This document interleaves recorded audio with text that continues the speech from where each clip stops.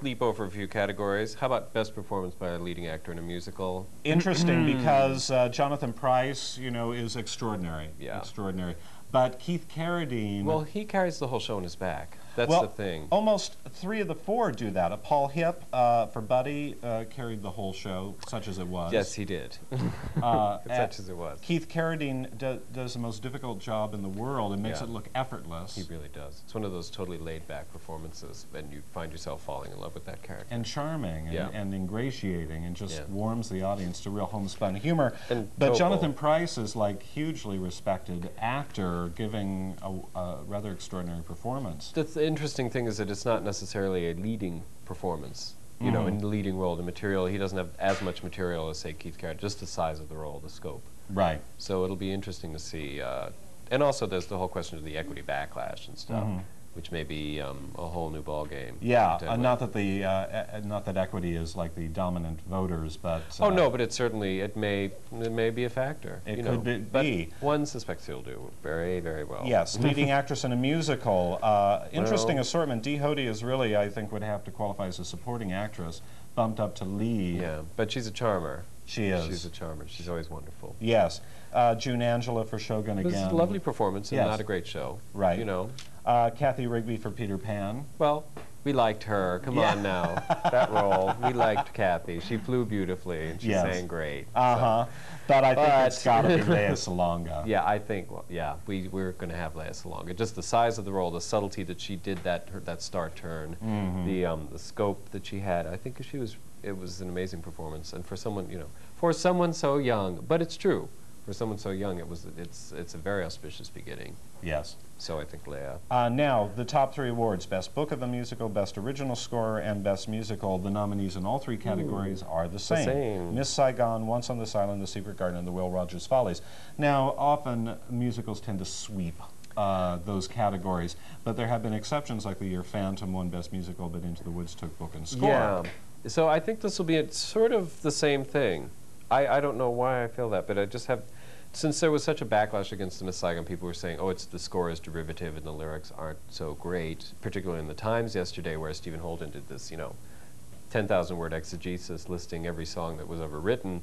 There may be a backlash against Miss Saigon as far as the score, and a lot of people really love Lucy Simon's work for Secret Garden. Likewise with book, it could go to Once on This Island or The Secret Garden. Yeah, Will Rogers Follies, the book, Peter Stone's book, is not as integrated as the other shows. Right. Now, back to score for a second, if Miss Saigon doesn't win Best Score, I would like to see Once on This Island, because I think it's a... Oh, well, that's true. That's a very charming... Jubilant, just lovely, and it's done quite score. Well. It's done quite well. Best Musical, though, I think Miss Saigon is going to hold and come Well, through. I think it will. Doesn't thrill me too much, particularly, but I'm sure it will, as a matter of fact, because it's the biggest show and the newsiest show. So let's take a look at a scene now from Miss Saigon.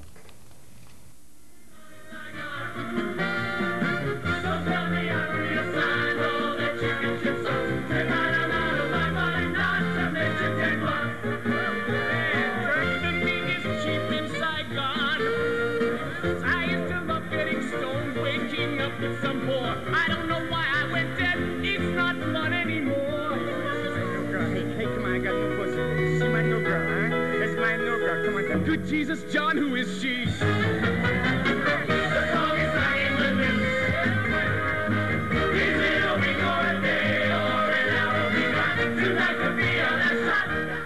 Back, that was a scene from, that was The Heat Is On, one of the opening moments from Miss Saigon, which we think will pick up the Tony for Best Musical. Going out on a limb. Yeah, well, that's what all of this is about. Going out on a limb, doing live television is always going out on a limb, and we've been doing this. The show's been on the air for 13 years in various forms and fashions. I've been personally producing the show for the last 3 years, and we've had a ball. Good times and bad, but it's time to move on. And the wonderful thing about this show, besides the fact that it was live, was that it has constantly evolved, and the various personalities involved with this show have changed. Sometimes evolved. Sometimes of both. And will again. And will again.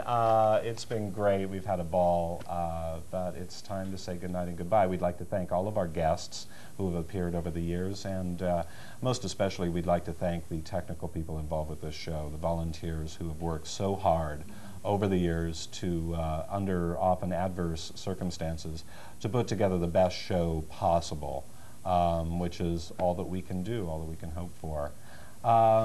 So good night, goodbye. We're going out tonight and forever with Bette Midler, The Wind Beneath Our Wings. Good night. See you.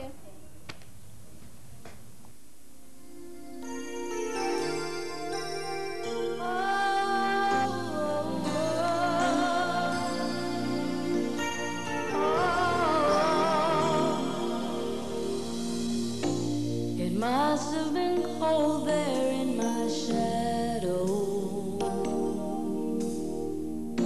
to never have sunlight on your face.